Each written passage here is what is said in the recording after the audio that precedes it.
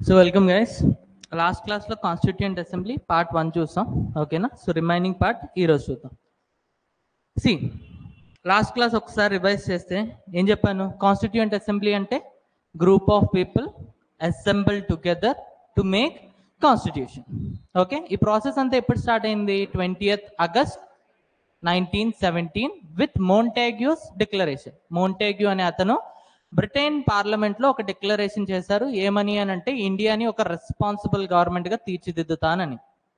దాని తర్వాత 1919 యాక్ట్ వచ్చింది. తర్వాత సిమన్స్ కమిషన్ ఇండియాకి వచ్చింది, రివ్యూ చేసింది, రౌండ్ టేబుల్ కాన్ఫరెన్సెస్ అయినాయి, 1935 యాక్ట్ వచ్చింది. Okay, in between MN Roy అనే అతను ఫస్ట్ టైం మీరేమో మాట్లాడుతున్నారు అని అంటే సెల్ఫ్ గవర్నమెంట్ కావాలి అంటే ముందు ఆ దేశానికి ఒక కాన్స్టిట్యూషన్ కావాలి. సో మీరు ఫస్ట్ కాన్స్టిట్యూషన్ ఫ్రేమ్ చేయండి, తర్వాత ఇలాంటి ప్రామిసెస్ ఇవ్వండి అని చెప్పి ఫస్ట్ టైం ఒక అతను డిమాండ్ చేశారు. అతని పేరేంటి? ఎంఎన్ రాయ్, 1934. తర్వాత గవర్నమెంట్ ఆఫ్ ఇండియా యాక్ట్ 1935 వచ్చింది. కాంగ్రెస్ సాటిస్ఫై అవ్వలేదు, అందుకని సెకండ్ టైం కాంగ్రెస్ అఫీషియల్ గా కాన్స్టిట్యూయెంట్ అసెంబ్లీ కోసం డిమాండ్ చేసింది. థర్డ్, జవహర్లాల్ నెహ్రూ 1938లో డిమాండ్ చేశారు. వీళ్ళ ముగ్గురికి ఎవరికి బ్రిటన్ గవర్నమెంట్ నుంచి రెస్పాన్స్ రాలా. తర్వాత 1940లో అగస్ట్ ఆఫర్ వచ్చింది, దీన్ని ఇండియన్స్ రిజెక్ట్ చేశారు. తర్వాత 1942లో క్రిప్స్ మిషన్, చైర్మన్ ఎవరు అని అంటే సర్ స్టెఫర్డ్ క్రిప్స్. ఓకే, ఇతను కూడా ఒక ఆఫర్ ఇచ్చారు. ఏంటి అని అంటే వార్ అవ్వంగానే మేము కాన్స్టిట్యూయెంట్ అసెంబ్లీ అనే దాన్ని ఫామ్ చేస్తాం, బట్ ఈ కాన్స్టిట్యూయెంట్ అసెంబ్లీ అనేది నెహ్రూ చెప్పినట్టు డైరెక్ట్గా ఎలక్ట్ అవ్వదు, ఇండైరెక్ట్లీ ఎలక్టెడ్ బాడీ అయి ఉంటుంది. అయితే ఎలక్టోరేట్ ఎవరు అని అంటే members of lower houses of provincial legislature అని చెప్పాడు. ఓకే, దీన్ని కూడా ఇండియన్స్ రిజెక్ట్ చేశారు. తర్వాత 1946లో క్యాబినెట్ మిషన్ వచ్చింది. క్యాబినెట్ మిషన్ ఏం చెప్పింది అని అంటే ఇమీడియట్గా మేము కాన్స్టిట్యూయెంట్ అసెంబ్లీ అనే దాన్ని ఫామ్ చేస్తాం, దీంట్లో 389 మంది ఉంటారు, 389 మెంబర్స్ ఉంటారు అని చెప్పింది. అలానే వీళ్ళందరూ ఎలక్టెడ్ అయి ఉంటారు, ఇండియన్స్ అయి ఉంటారు, బట్ ఈ ఎలక్షన్ అనేది ఇండైరెక్ట్లీ ఎలక్టెడ్ అయి ఉంటుంది. ఇండైరెక్ట్లీ ఎలక్టెడ్ అంటే ఎలా అని అంటే members of lower houses of provincial legislature అని చెప్పి క్యాబినెట్ మిషన్ చెప్పింది అనమాట. Okay, so cabinet mission recommendations follow అవుతూ ఎలక్షన్స్ జరిగినాయి. 389 పీపుల్ని ఎలక్ట్ చేశారు.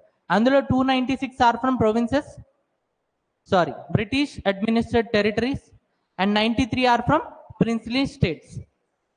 ఓకే, ఈ 296లో 292 are from provinces, 4 are from high commissioner provinces. Okay, అయితే ఎలక్షన్ అనేది ఎలా జరిగింది అని అంటే ఒకటి, ప్రతి 10 లక్షల మందికి ఒక రిప్రజెంటేటివ్. సెకండ్ వన్ వచ్చేసి proportional representative system. Proportional representative system అంటే రెండు విధాలుగా, ఒకటి బేస్డ్ ఆన్ పాపులేషన్, ఏ రాష్ట్రంలో ఏ ప్రొవిన్స్లో ఎంత పాపులేషన్ ఉంటే అంత రిప్రజెంటేషన్ అనేది కాన్స్టిట్యూయెంట్ అసెంబ్లీలో ఉంటుంది అని చెప్పారు. Second one based on religion. Yes, religion పరంగా ముస్లింకి కొన్ని సీట్లు, సిక్కి కొన్ని సీట్లు, అండ్ జనరల్ కేటగిరీకి కొన్ని సీట్లు ఇచ్చారు.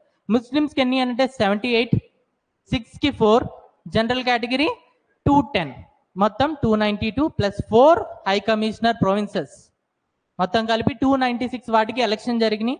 మిగిలిన 93 అనేవి నామినేట్ అయింది. సో ఫైనల్గా మనకి కాన్స్టిట్యూయెంట్ అసెంబ్లీ అనేది రెడీ అయిపోయింది. ఓకే, ఇప్పుడు వీళ్ళు ఏం చేయాలి? కాన్స్టిట్యూషన్ని తయారు చేయాలి. ఏదైనా వర్క్ ఒకటి చేయాలి అని అంటే రెండు పద్ధతులు ఉంటాయండి. ఒకటి, అందరూ కలిపి ఒకే వర్క్ని అన్ని వైపుల నుంచి చేసేయడం, అంటే అందరూ కలిపి ఆ పనిని చేయడం. ఓకే, సెకండ్ ప్రాసెస్ ఏంటి అని అంటే ఈ వర్క్ని డివైడ్ చేసుకొని ఒక్కొక్క దాన్ని ఒక్కొక్కరు చేయడం. దీనివల్ల ఏమవుతుంది? క్లారిటీ ఉంటుంది, స్పెషలైజేషన్ పెరుగుతుంది. ఎస్, ఎగ్జాంపుల్, ఇప్పుడు మైనారిటీస్ గురించి నేను మాట్లాడుతున్నా. ఓకే, మైనారిటీస్ గురించి మాట్లాడేటప్పుడు ఎవరైనా ఒక high caste person, okay, majority రిలీజియన్లో ఉన్న పర్సన్ని నేను తీసుకొచ్చి ఈ కమిటీని నువ్వు చూసుకో అని అంటే అతనికి ఏమైనా తెలిసిద్దా? ఏమీ తెలియదు. ఎందుకు అని అంటే మైనారిటీ ప్రాబ్లమ్స్ మైనారిటీస్కే తెలుసు. ఎస్సీ ఎస్టీ కోసం నేను ఒక కమిటీని వేశాను. ఈ ఎస్సీ ఎస్టీ కమిటీకి నేను ఎవరో ఓసీ అతన్ని హెడ్ చేస్తే ఎలా ఉంటుంది? అతనికి ఏమైనా తెలుసు వీళ్ళ ప్రాబ్లమ్స్? తెలియదు కదా. సో ఎప్పుడైనా ఒక పనిని చేయాలంటే 2 ways ఉంటాయి. ఒకటి అందరూ కలిపి ఆ పనిని చేయడం, ఆ పనిని డిఫరెంట్ పార్ట్స్ కింద డివైడ్ చేసుకొని ఒక్కొక్క పార్ట్ని ఒక్కొక్క కమిటీ చేయడం. సో మన వాళ్ళు చూస్ చేసుకున్నది ఏంటి అని అంటే ఇది. సో మొత్తం కాన్స్టిట్యూయెంట్ అసెంబ్లీ ఏమైంది అని అంటే కొన్ని కమిటీస్ కింద డివైడ్ అయిపోయింది. ఇప్పుడు ఒక్కొక్క కమిటీ అనేది ఒక్కొక్క పనిని చూసుకుంటుంది. ఓకేనా? So keep a heading as committees of constituent assembly. Committees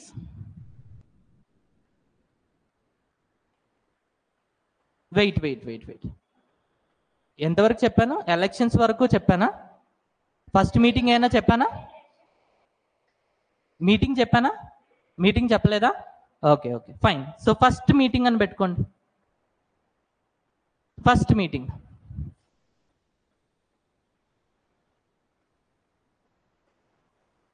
okay. So మళ్ళీ స్టోరీ రిపీట్ చేస్తా చూడండి.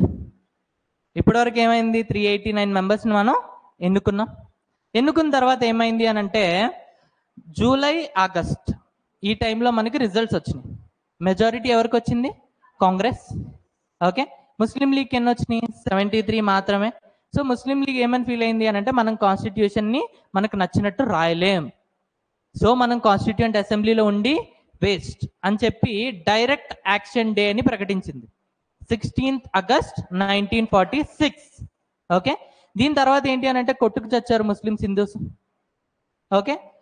అయితే మీన్ వైల్ ఆగస్టులో ఎలక్షన్స్ అయిపోయినా కూడా సర్దార్ వల్లభాయ్ పటేల్, గాంధీజీ వీళ్ళందరూ ఏం చేస్తున్నారు అని అంటే నెగోషియేట్ చేస్తున్నారు ముస్లిం లీగ్తో. విడిపోయి మనం ఏం సాధించలేం, కలిసి ఉండి సాధిద్దాం అని. వీళ్ళు వినట్లా. సో ఈ నెగోషియేట్ చేసే ప్రాసెస్లో ఆగస్ట్ తర్వాత ఏంటి? సెప్టెంబర్ పోయింది, అక్టోబర్ పోయింది, నవంబర్ పోయింది, డిసెంబర్లోకి వచ్చారు.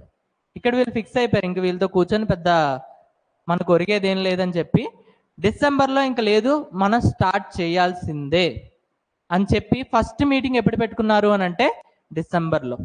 ఎప్పుడు? డిసెంబర్లో. సో ఫస్ట్ మీటింగ్ ఎప్పుడు జరిగింది అని అంటే 9th December 1946. First meeting of constituent assembly. Okay. Constituent assembly elect అయింది ఎప్పుడు? ఆగస్టులో. కానీ వాళ్ళు ఇంతవరకు కలవల. ఫస్ట్ టైం మీటింగ్లో కలిసింది ఎప్పుడు అని అంటే 9th December 1946. ఓకే. అయితే ఫస్ట్ రోజు కలిసి వీళ్ళు ఏం చేశారు అని అంటే ఎప్పుడైనా కూడా ఒక మీటింగ్ జరుగుతుంది అని అంటే ఒకరిని ప్రెసిడెంట్ కింద ఎన్నుకోవాలి. ప్రెసిడెంట్ అనేవాడు అక్కడ కూర్చుంటాడు డయాస్ మీద, మిగిలిన వాళ్ళని కంట్రోల్ చేస్తాడు, మిగిలిన వాళ్ళ సజెషన్స్ అన్ని వింటాడు. ఎండ్ ఆఫ్ ది డే మీటింగ్కి ఒక రిపోర్ట్ తయారు చేస్తాడు. ఓకే. సో ప్రతి మీటింగ్కి ఒక చైర్పర్సన్ ఉండాలి లేదా ప్రెసిడెంట్ ఉండాలి. అయితే వీళ్ళు ఏమనుకున్నారు అని అంటే ఈ ప్రెసిడెంట్ కూడా ఎలక్టెడ్ అయ్యి ఉండాలి. ఇప్పుడు మనం కష్టపడి 389 మందిని ఎన్నుకున్నామా? ఇప్పుడు ఈ 389 మంది వాళ్ళలో వాళ్ళు ఎలక్షన్ పెట్టుకొని వాళ్ళకంటూ ఒక ప్రెసిడెంట్ని ఎన్నుకుంటారు. ఓకే. సో ఈ పర్సన్ అనేవాడు ఎలక్టెడ్ అయ్యి ఉండాలి. ఓకే. బట్ ఎలక్షన్ అంటే ఈజీ కాదు కదా, it will take some time, at least 1 day. Yes, డైరెక్ట్గా రాగానే ఎలక్షన్ పెట్టేసి దాని తర్వాత కూర్చోబెట్టడానికి కుదరదు కదా. అందుకని ఫస్ట్ ఎప్పుడు కూడా రాగానే ఆ 389 మెంబర్స్లో ఎవరు సీనియర్ ఉన్నారో చూస్తారు. ఆ సీనియర్ని టెంపరీగా చైర్మన్ చేసేస్తారు. ఈ రోజుకి నువ్వే chairman. Okay. So temporary chairman కింద నియమిస్తారు. ఇది ఎక్కడి నుంచి మనం ఫాలో అవుతున్నాము అని అంటే ఫ్రెంచ్ నుంచి. ఫ్రాన్స్లో వాళ్ళు ఈ ప్రాక్టీస్ని ఫాలో అయ్యేవాళ్ళు అనమాట. ఎప్పుడైతే ఫస్ట్ టైం వాళ్ళు మీటింగ్ పెట్టుకుంటారో ఆ మీటింగ్కి ఒక చైర్మన్ కావాలి. చైర్మన్ అనేవాడు ఎలక్టెడ్ అయి ఉండాలి. కానీ వెంటనే ఎలక్షన్ అవ్వదు కాబట్టి ఆ సభలో ఉన్న వాళ్ళందరిలో ఎవరైతే సీనియర్ ఉంటాడో ఆ సీనియర్ని ఫస్ట్ చైర్మన్ చేసేస్తారు. అతన్ని ఏమంటాము అని అంటే టెంపరీ చైర్మన్. ఈ టెంపరీ చైర్మన్కి 2 డ్యూటీస్ ఉంటాయండి. ఎన్ని ఉంటాయి? 2. ఒకటి పర్మనెంట్గా చైర్మన్ని ఎన్నుకోవడం. చెప్పాను కదా వీళ్ళందరూ ఎలక్ట్ చేసుకోవాలని. So he'll conduct elections. ఆ ఎలక్షన్స్ త్రూ ఒక పర్మనెంట్గా చైర్మన్ ఎన్నుకుంటారు.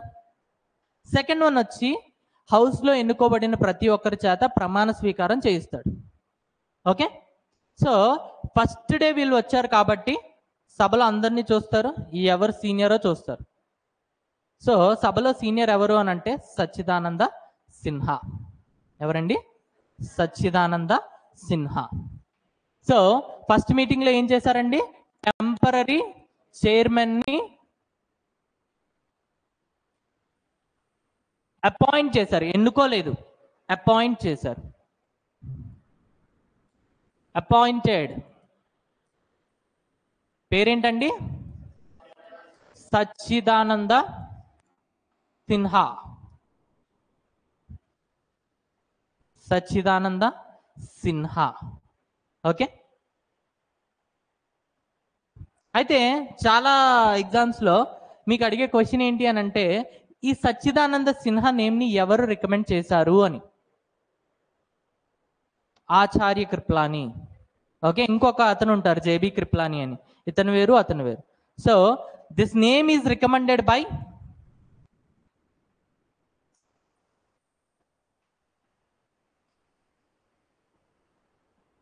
ఆచార్య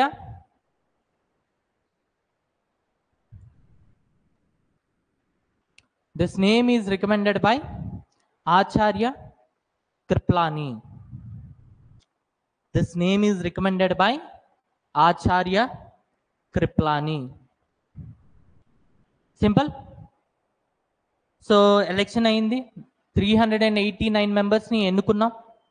ఎన్నుకున్న తర్వాత గొడవలైనవి, గొడవల తర్వాత ఫైనల్గా ఫస్ట్ మీటింగ్ పెట్టుకున్నాం.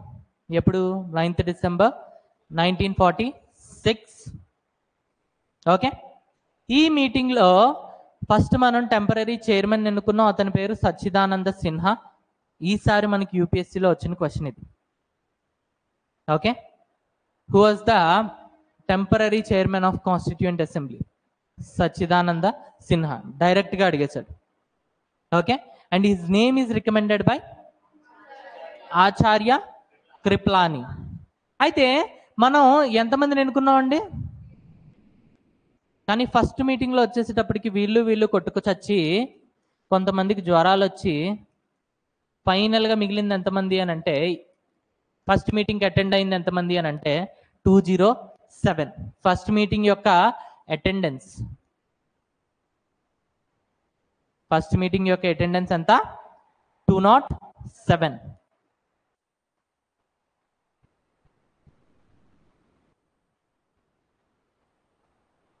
ఫస్ట్ మీటింగ్ యొక్క అటెండెన్స్ ఎంత? 207. Done. Okay, so first meeting ఎప్పుడు జరిగింది? 9th December 1946. ఓకే, వెంటనే పాపం వీళ్ళందరూ ముసలోళ్ళు కదా, 1 డే రెస్ట్ కావాలి. నీట్గా మంచిగా లాడ్జ్లు హోటల్ అన్నీ బుక్ చేశారు, వెళ్ళారు, పడుకున్నారు. 10th హ్యాపీగా రెస్ట్ తీసుకున్నారు. Next day 11th. So second meeting is on 11th. Second meeting ఎప్పుడండి?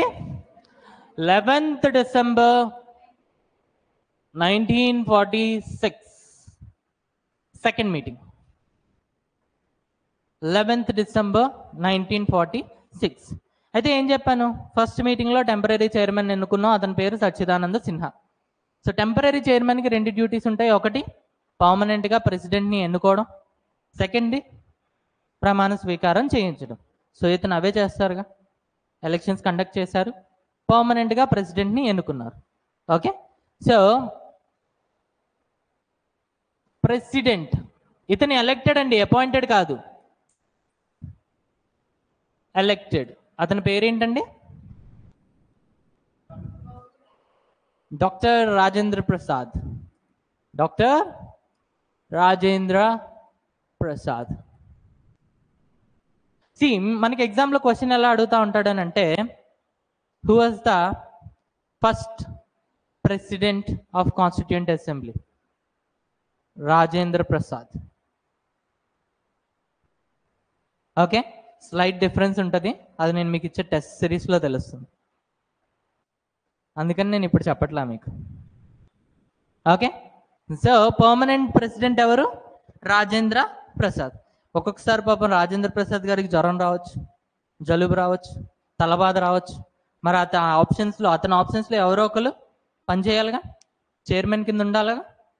అందుకని చెప్పి ఒక డెప్యూటీ ప్రెసిడెంట్ని కూడా ఎన్నుకున్నారు. అతని పేరేంటండి? HC Mukherjee. HC Mukherjee. So మాకు ఈ నేమ్ గుర్తుపెట్టుకోవడం చాలా ఈజీ అండి. ఎందుకు అని అంటే నేను చదువుకుంది ఢిల్లీలో అండ్ మేము చదువుకున్న ఏరియా పేరు ముఖర్జీ నగర్. సో ముఖర్జీ మేము ఈజీగా గుర్తుపెట్టుకునేవాళ్ళం. కానీ ఫ్యాక్ట్ ఏంటి అని అంటే ఈ బ్రిటిషర్స్ రాకముందు వీళ్ళ పేర్లు డిఫరెంట్ అండి. చట్టోపాధ్యాయ్, బందోపాధ్యాయ్, ముఖ్యోపాధ్యాయ్. ఓకే, బ్రిటిషర్స్ ఏంటి బీఫ్ తింటా ఉంటారు, నాలుగు కొంచెం మందంగా ఉంటుంది, సో నోరు తిరగదనమాట. అందుకని వీళ్ళు ఏం చేశారంటే చట్టోపాధ్యాయుని చటర్జీ, బందోపాధ్యాయుని బెనర్జీ, ముఖ్యోపాధ్యాయుని ముఖర్జీ. అలా మన హెచ్సి ముఖ్యోపాధ్యాయ గారి పేరు ఎలా మారిపోయింది? హెచ్సి ముఖర్జీ. వాళ్ళ యాక్చువల్ నేమ్ ఏంటి? ముఖ్యోపాధ్యాయ్. ఓకే, మనలో కూడా చాలా మందికి తెలియదు, నాన్ వెజ్ ఎక్కువ తింటా ఉంటాం కదా.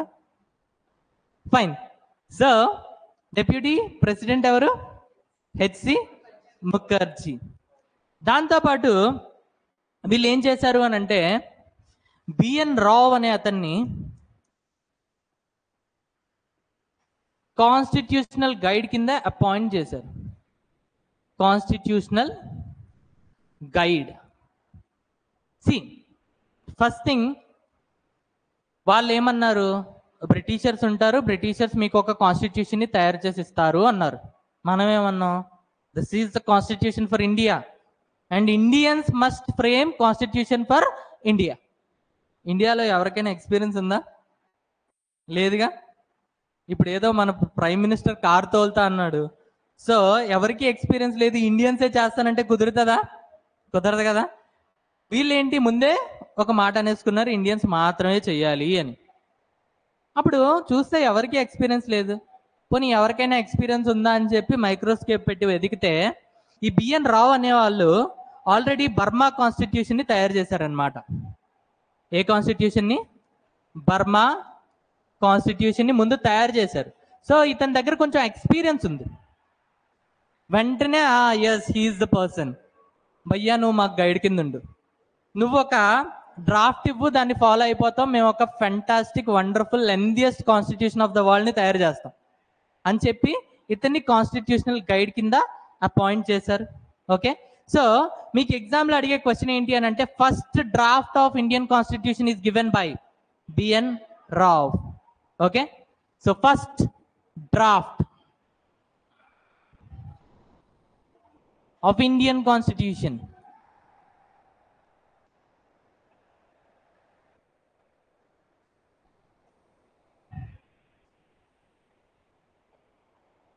B.N. Rao given first draft of Indian Constitution.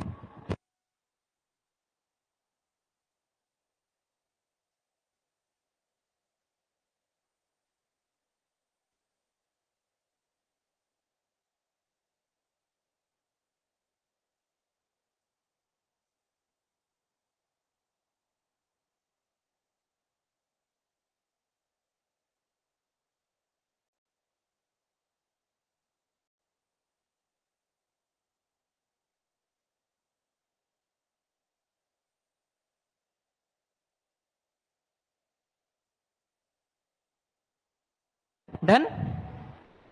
So second meeting యొక్క కన్క్లూజన్ ఏంటి అని అంటే టెంపరీ ప్రెసిడెంట్ అనేవాడు ఒక పర్మనెంట్గా ప్రెసిడెంట్ ఎన్నుకున్నాడు. అతని పేరే డాక్టర్ రాజేంద్ర ప్రసాద్. ఒకవేళ అతని లేకపోతే అతని ఆబ్సెన్స్లో ఎవరో ఒకరు లీడ్ చేయాలిగా హౌస్ని. అందుకని చెప్పి ఒక డెప్యూటీ ప్రెసిడెంట్ని కూడా ఎలెక్ట్ చేసుకున్నారు. అతని పేరు హెచ్సి ముఖర్జీ. ఓకే, దాంతోపాటు మన కాన్స్టిట్యూషన్ తయారు చేయాలి అని అంటే ముందు ఒక డ్రాఫ్ట్ పెట్టుకోవాలి, దాన్ని బట్టు ఫాలో అవ్వాలి. అయితే ఆ డ్రాఫ్ట్ అనేది మనకి ఎవరిచ్చారు? బిఎన్ రావ్. అతన్ని మనం కాన్స్టిట్యూషనల్ గైడ్గా ఎన్నుకున్నాం.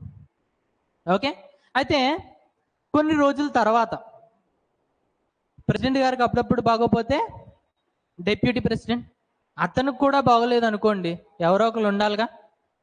ఈ ప్రాబ్లం కొన్నిసార్లు వచ్చిందనమాట. అందుకని ఒక సంవత్సరం తర్వాత we appointed VT Krishnamachari as second deputy president. VT Krishnamachari as second deputy president. ఇది ఎప్పుడండి? ఒక సంవత్సరం తర్వాత. ఆ రోజున కాదు, సెకండ్ మీటింగ్లో జరగల, ఒక సంవత్సరం తర్వాత. Okay, so we appointed V T Krishnamachari as deputy president.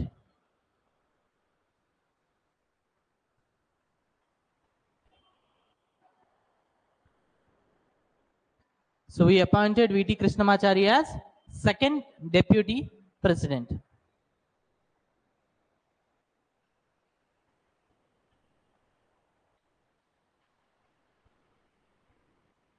అప్పట్లో మన కాన్స్టిట్యూంట్ అసెంబ్లీలో ఉన్న వాళ్ళందరూ కూడా high caste Brahmin lawyers. Okay, so వాళ్ళ పేర్లన్నీ కూడా ఇలానే ఉంటాయి. Okay, fine. సో ఇది second meeting. So second meeting అవ్వగానే ఆబ్వియస్గా ఏం జరిగింది? రెస్ట్, మళ్ళీ హోటల్లో బుక్ చేస్తారు, హ్యాపీగా ఒకరోజు బిర్యానీ తిని పడుకుంటారు. నెక్స్ట్ రోజు మళ్ళీ మీటింగ్ వస్తారు. సో నెక్స్ట్ రోజు అంటే 13th December 1949, sorry 6, third meeting 13th December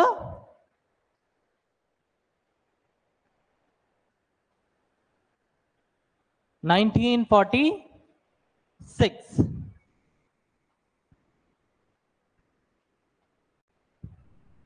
okay, అయితే సెకండ్ మీటింగ్లో ఏం చేశారు? ప్రెసిడెంట్ ఎన్నుకున్నారు, వైస్ డెప్యూటీ ప్రెసిడెంట్ ఎన్నుకున్నారు, ఒక కాన్స్టిట్యూషనల్ గైడ్ని ఎన్నుకున్నారు. ఆ కాన్స్టిట్యూషనల్ గైడ్ ఏం చేశారు అని అంటే డ్రాఫ్ట్ ఇచ్చారు. ఏమని? అయ్యా, మనం ఒక కాన్స్టిట్యూషన్ని చేయబోతున్నాం, కాబట్టి మీరు కాన్స్టిట్యూషన్ని ఇలా చేస్తే బాగుంటుందని నా ఒపీనియన్ అని చెప్పి ఏం చెప్పారు అని అంటే, మీరు కాన్స్టిట్యూషన్లో ఫస్ట్ పేజ్ ప్రియాంబుల్ పెట్టుకోండి, తరువాత పార్ట్స్, ఒక్కొక్క పార్ట్లోని మీరు ఏం చెప్పాలనుకుంటున్నారో అది చెప్పండి త్రూ ఆర్టికల్స్. లాస్ట్లో ఆర్టికల్స్లో మీరు ఏవైతే పెట్టలేకపోతున్నారో because of the space issue, ఎక్కువైపోతుందని ఆర్టికల్స్లో ఏవైతే పెట్టలేకపోతున్నారో అవన్నీ కూడా షెడ్యూల్స్లో పెట్టుకోండి అని చెప్పి బిఎన్ రావు ఒక డ్రాఫ్ట్ ఇచ్చారు. ఓకే, అయితే డ్రాఫ్ట్ వచ్చేసింది. ఇప్పుడు కాన్స్టిట్యూషన్ తయారు చేయడానికి మన వాళ్ళు ఆల్మోస్ట్ రెడీగా ఉన్నారు. కానీ ఏదైనా ఏ పనైనా చేయాలంటే ముందు ఒక ఆబ్జెక్టివ్ ఉండాలి. ఎస్, ఇప్పుడు మీరు ఇక్కడ కోచింగ్ ఎందుకు వచ్చారు? మీ ఆబ్జెక్టివ్ ఏంటి? గ్రూప్ 1 క్రాక్ చేయాలి. సో ఏ పని చేయాలన్నా కూడా ముందే ఉండాలి, ఒక ఆబ్జెక్టివ్ ఉండాలి. ఇప్పుడు మనం కాన్స్టిట్యూషన్ తయారు చేస్తున్నాం, మరి ఆ కాన్స్టిట్యూషన్ కంటూ ఒక ఆబ్జెక్టివ్ ఉండాలా? ఎస్. అయితే మన కాన్స్టిట్యూషన్ ఎలా తయారు చేయాలి అని ఒక ఆబ్జెక్టివ్స్ అన్ని కలిపి ఒక పేపర్ మీద రాశారు. ఎవరు? పండిత్ జవహర్లాల్ నెహ్రూ. దాన్నే మనం ఏమంటాము అంటే ఆబ్జెక్టివ్ రిజల్యూషన్ అంటాం. ఏమంటాం? ఆబ్జెక్టివ్ రిజల్యూషన్ అంటే ఏం లేదు, ఒక పీస్ ఆఫ్ పేపర్. ఆ పేపర్లో ఈ కాన్స్టిట్యూషన్ అనేది ఎలా తయారు చేయాలి, ఏ విధంగా ఉండాలి, సోవెన్, సెక్యులర్, రిపబ్లిక్, డెమోక్రటిక్, ఈ లైక్ ఈ నేచర్ అంతా ఉండాలి. దాంట్లో మైనారిటీస్కి సపోర్ట్ చేస్తూ ఉండాలి, ఫండమెంటల్ రైట్స్ ఇవ్వాలి, ఇవన్నీ కూడా ఈ కాన్స్టిట్యూషన్లో ఉండాలి. సో ఆబ్జెక్టివ్స్ అన్నీ ఒక పేపర్లో మెన్షన్ చేసి వీళ్ళు ఏం చేశారు? 13th December 1946న కాన్స్టిట్యూయెంట్ అసెంబ్లీలో ఇంట్రొడ్యూస్ చేశారు. సో ఈ రోజున ఏం జరిగింది? Nehru introduced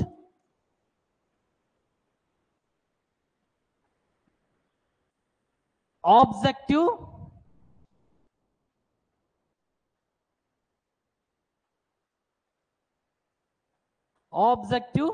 resolution. So objective resolution ఎప్పుడు ఇంట్రొడ్యూస్ చేశారండి? 13th December 1946. మీకు ఎగ్జామ్లో అడిగే క్వశ్చన్ ఏంటి అని అంటే objective resolution is introduced by Jawaharlal Nehru.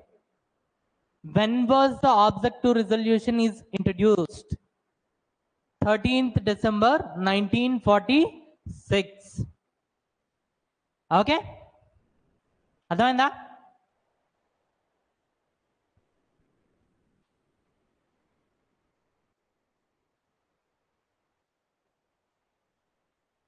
So first రోజున ఏమైంది?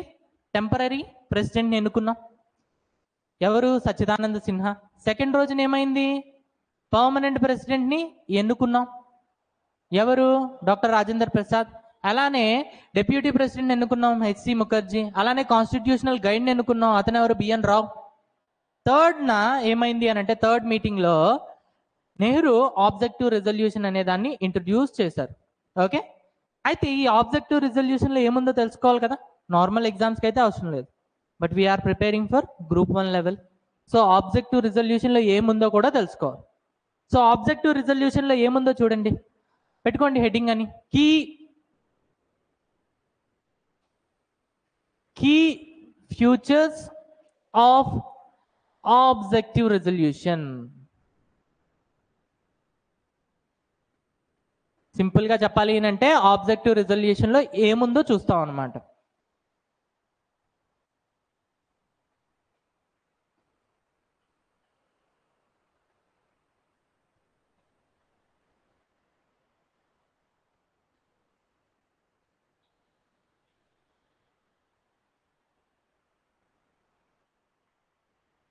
ఓకే, సో ఫస్ట్ థింగ్ ఏం మెన్షన్ చేశారు అని అంటే to make India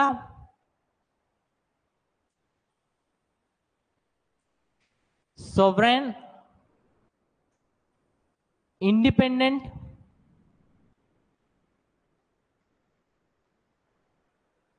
and republic. To make India sovereign, independent, and republic. Okay, రాసుకున్నారా? అయితే చూడండి, సోవరెన్, ఇండిపెండెంట్, రిపబ్లిక్, 3 వర్డ్స్ని మెన్షన్ చేశారు. But independent is nothing but sovereign.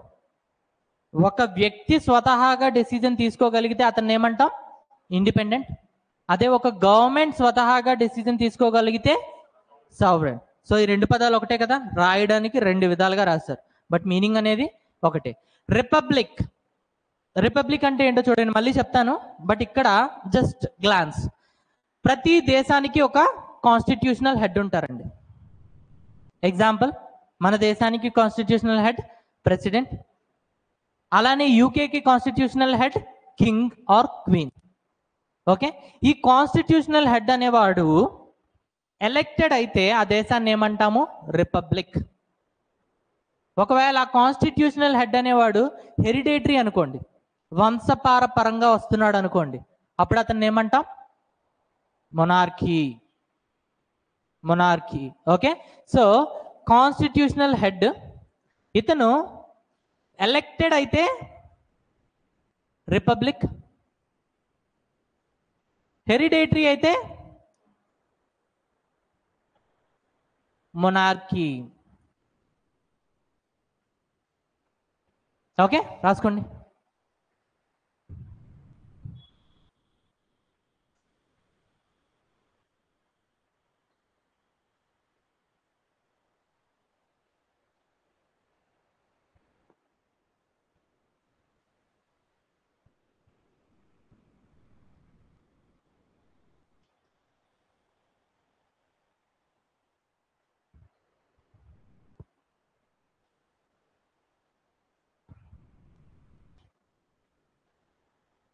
రాసుకున్నారా?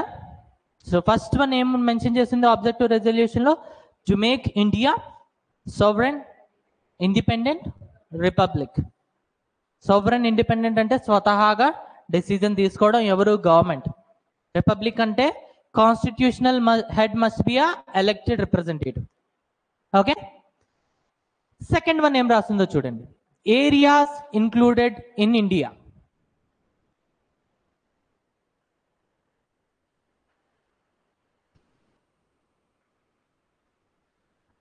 అంటే మనం సెపరేట్గా ఒక కంట్రీగా ఫామ్ అవ్వబోతున్నాం. ఓకే, అయితే మన కంట్రీలో ఏ ఏ టెరిటరీస్ ఉంటాయి అనేది ఇక్కడ మెన్షన్ చేశారు. ఒకటి బ్రిటిష్, లైక్ ప్రావిన్సెస్ అని రాసుకోండి. ప్రొవిన్సెస్ అంటే అప్పట్లో states. Second one Indian states అంటే ఏంటండి? ప్రిన్స్లీ స్టేట్స్ అంటే రాజులు పరిపాలించిన రాజ్యాలు. వీటి గురించి కూడా మనం చదువుకుంటాం. ఎందుకు అని అంటే చూడండి, ఒకటి మనకి ఇండియన్ ఇండిపెండెన్స్ యాక్ట్ రాబోతుంది. ఇండియన్ ఇండిపెండెన్స్ యాక్ట్లో ఏం చెప్పారు అని అంటే India is going to divide into India and Pakistan. ఆ టైంలో బ్రిటిషర్స్ కొన్ని లైక్ ప్రిన్స్లీ స్టేట్స్ని కూడా పాలిస్తున్నారు. వాటి అడ్మినిస్ట్రేషన్ చూసుకునేటప్పుడు ఇతను ఏమంటాం? వైస్రాయ్ అంటాం. ఓకే, అయితే ఈ ప్రిన్స్లీ స్టేట్స్కి 3 ఆప్షన్స్ ఇచ్చారు. ఒకటి, you can join with India. If not, you can join with Pakistan. If not, you can stay independent. 3 options ఇచ్చారు. ఒకటి, ఇండియాని జాయిన్ అవ్వండి, లేదా పాకిస్తాన్ని జాయిన్ అవ్వండి, అది కూడా లేదా ఇండిపెండెంట్గా ఉండిపోండి. ఓకే, సో సెకండ్ ఆప్షన్లో ఏంటంటే ఏ స్టేట్స్ అయితే ఇండియా జాయిన్ అవ్వబోతున్నాయో అవి కూడా ఇండియా యొక్క టెరిటరీలో భాగం. Third one, other Indian territories.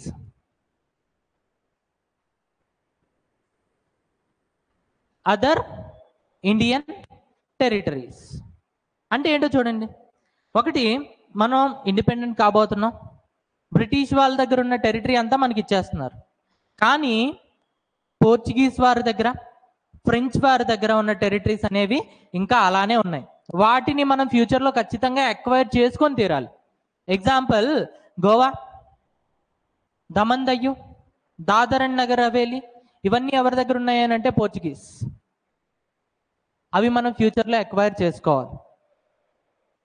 French వాళ్ళ దగ్గర ఏమో పాండిచేరి, మాహే, కరాకేల్, చంద్రనగర్, యానం, ఇవన్నీ కూడా ఫ్రెంచ్ వాళ్ళ దగ్గర ఉన్నాయి. ఇవన్నీ కూడా మన ఫ్యూచర్లో తీసుకోవాలి. సో అవి కూడా మన ఇండియాలో ఇంక్లూడెడ్ అయి ఉంటాయని చెప్పి థర్డ్ పాయింట్లో రాశారు. ఓకే, సో ఎగ్జాంపుల్ రాసుకోండి. పాండిచేరి, గోవా రాసుకోండి, సరిపోద్ది.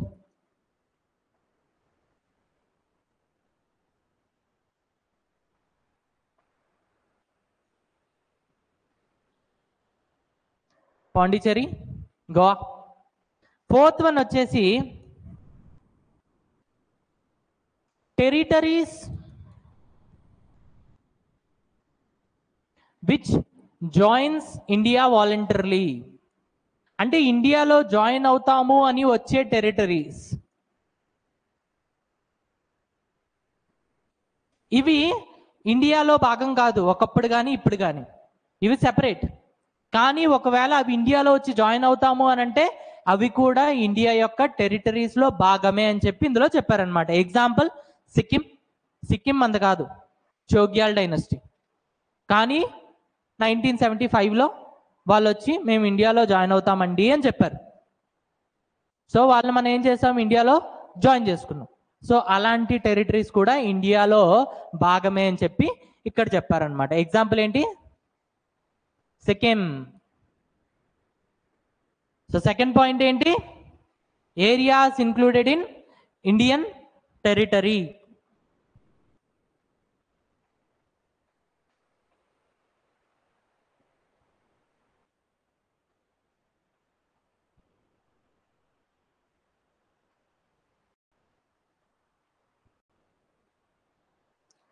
రాసుకున్నారా? థర్డ్ పాయింట్ రాసుకోండి.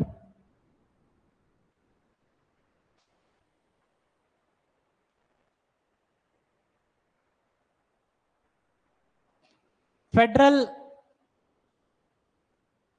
State.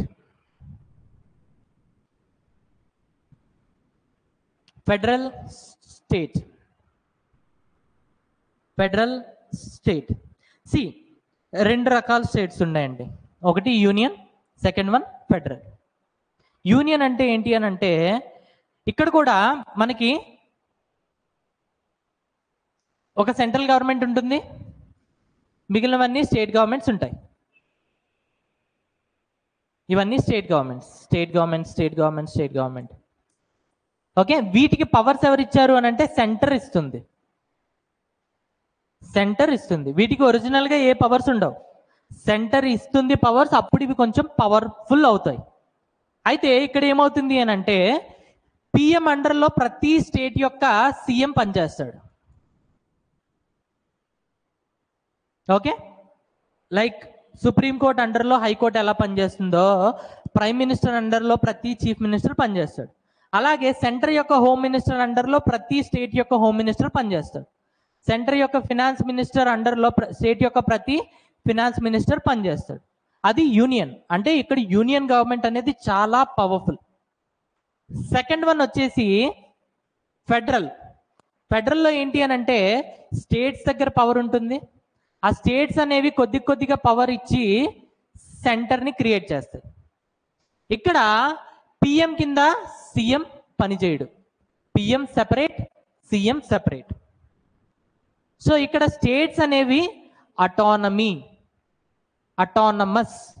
So federal states where states are autonomous.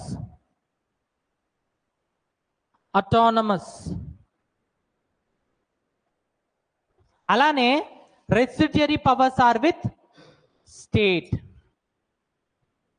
Residuary powers are with state.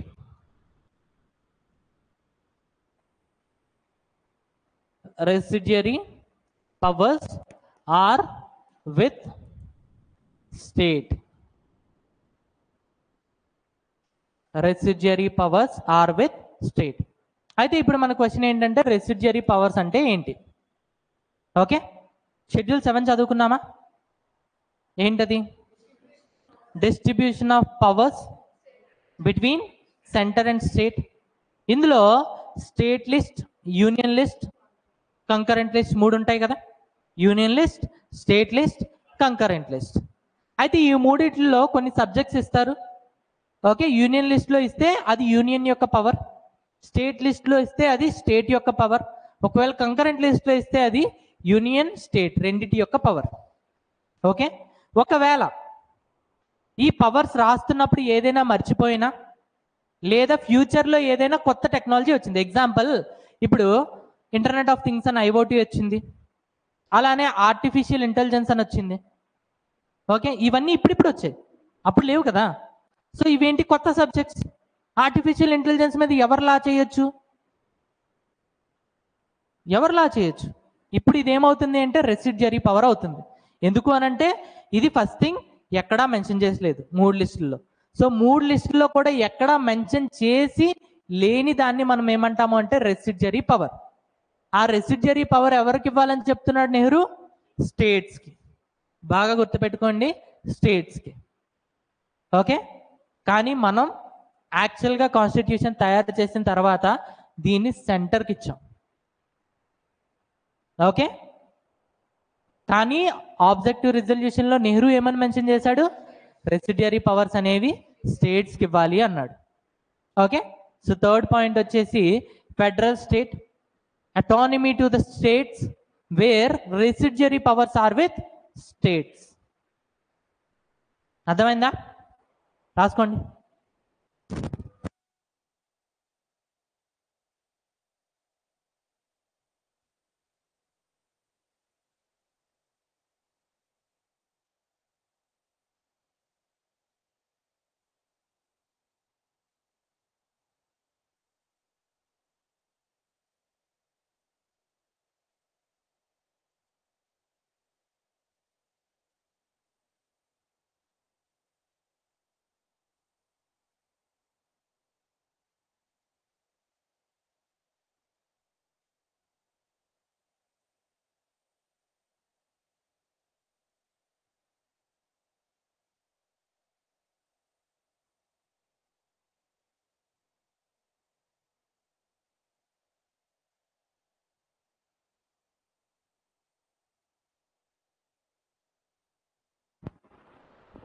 Okay, so third point ఏంటి?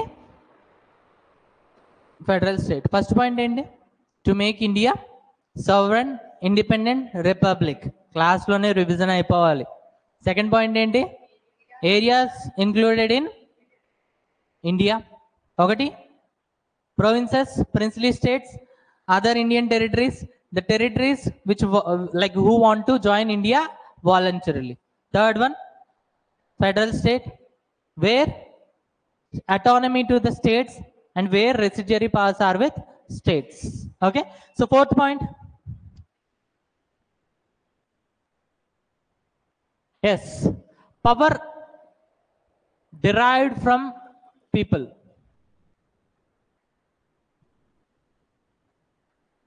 Power derived from people, which means democracy. Which means democracy. So fourth point, he is talking about democracy. Okay, రాసుకోండి. Democracy అంటే ఏంటి, ఎన్ని types ఉంటాయి అన్నీ చెప్తా.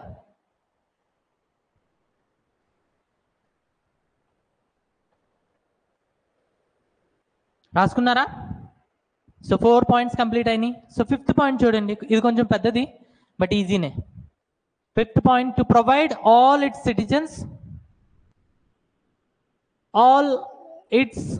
Citizens ఒకటి justice, న్యాయం అండి. ఎన్ని రకాల జస్టిస్ అంటే 3 టైప్స్. ఏంటవి? Social, economical, political. ఆర్డర్ కూడా చాలా ఇంపార్టెంట్ అండి. ప్రతి ఒక్కరికి న్యాయం అందించాలి. ఎన్ని రకాల న్యాయం? 3 టైప్స్. ఎన్ని రకాల న్యాయం కూడా గుర్తుండాలి. ఎందుకు అని అంటే ఖచ్చితంగా ఈ క్వశ్చన్ అడుగుతాడు. ఆబ్జెక్టివ్ రిజల్యూషన్ లో ఎన్ని టైప్స్ ఆఫ్ జస్టిస్ అనేది మెన్షన్ చేస్తుంది? 3 టైప్స్. ఒకటి సోషల్, ఎకనామికల్ అండ్ పొలిటికల్. చూడండి, ఎప్పుడైనా కూడా మన సమాజంలో ఫస్ట్ నీట్గా బతకాలి. అంటే వీడు నల్లవాడు తెల్లవాడు అనే భేదం ఉండకూడదు, వీడు లో క్యాస్ట్ హై క్యాస్ట్ అనే భేదం ఉండకూడదు, వీడు రిచ్ వీడి పూర్ అనే భేదం ఉండకూడదు, వీడు ముస్లిం వీడి హిందూ వీడి క్రిస్టియన్ అనే భేదం ఉండకూడదు. ఓకే, ఫస్ట్ ఇలాంటి భేదాలు ఏమీ లేకపోతే అప్పుడు మనం అచీవ్ చేసేది social justice. Once social justice వచ్చిన తర్వాత అప్పుడు we'll think about economical justice. ఇప్పుడు ఏదైనా పనికి వెళ్దాం, కొంత డబ్బు సంపాదించుకుందాం, సంపాదించుకున్న దాంతో తృప్తిగా భోంచేసి బతుకుదాం అనుకుంటాం. ఈ 2 ఫిల్ అయిన తర్వాత అప్పుడు we'll think about political justice. వీడు కాదు, వీడొస్తే నాకు ఎక్కువ జాబ్లు ఇప్పిస్తాడు, నా శాలరీ పెరుగుతుంది. సో ఎప్పుడైనా కూడా మనం ఫస్ట్ అచీవ్ చేయాల్సింది సోషల్ జస్టిస్. అది ఫుల్ఫిల్ అయినాక will look for economic justice. ఆ 2 ఫుల్ఫిల్ అయినాక అప్పుడు will look for political justice. So ఈ ఆర్డర్ అనేది చాలా important. Yes, next second one వచ్చేసి ఫ్రీడమ్. ఫ్రీడమ్ ఎన్ని రకాలు అని అంటే 8 టైప్స్. ఎన్ని? 8 టైప్స్. ఇది చాలా ఇంపార్టెంట్, ఇది చాలాసార్లు అడిగిన క్వశ్చన్ కూడా. Freedom of thought, expression, belief, faith, worship,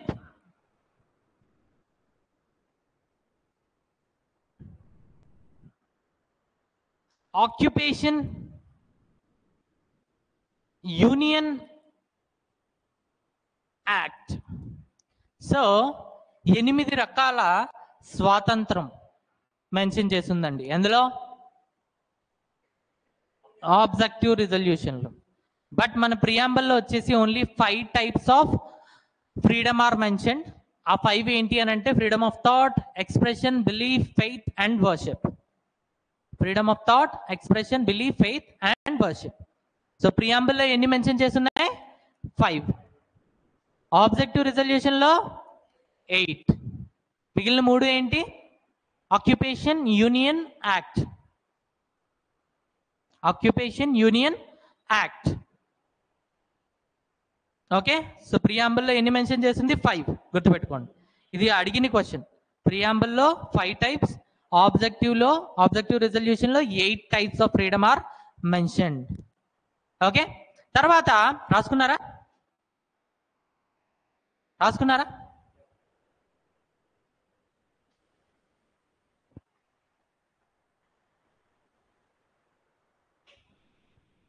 తర్వాత ఈక్వాలిటీ గురించి మెన్షన్ చేశారండి.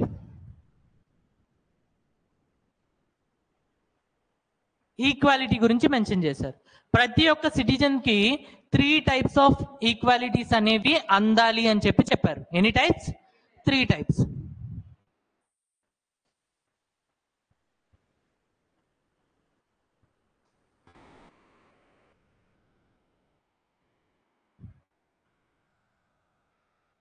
Equality of status, equality of opportunity, equality before law. Equality before law. So 3 types of equalities అనేవి మెన్షన్ చేశారు అందులో ఆబ్జెక్టివ్ రెజల్యూషన్లో. కానీ ప్రియాంబుల్లో ఎన్ని ఉంటాయి అని అంటే 2 types, equality of status and of opportunity. So ప్రియాంబుల్లో ఎన్ని ఉంటాయి? Only 2 types. రాసుకోండి.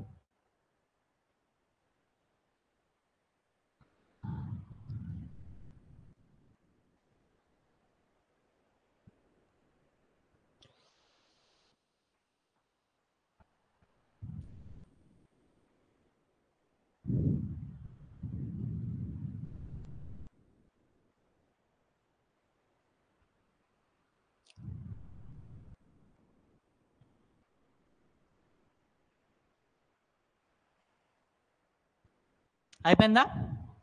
సో ఎన్ని పాయింట్స్ చూసాం? 4 points. 5 points. 4th one democracy. 5th one to provide all its citizens justice, liberty and equality. Justice, freedom and equality. Okay, next, protection of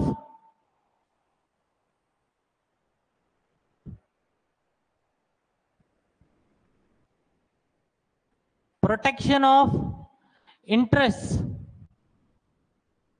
of minorities.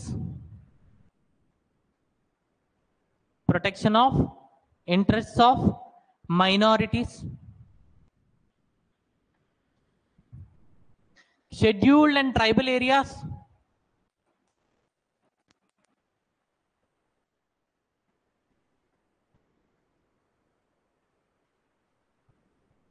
Socially deprived and backward classes.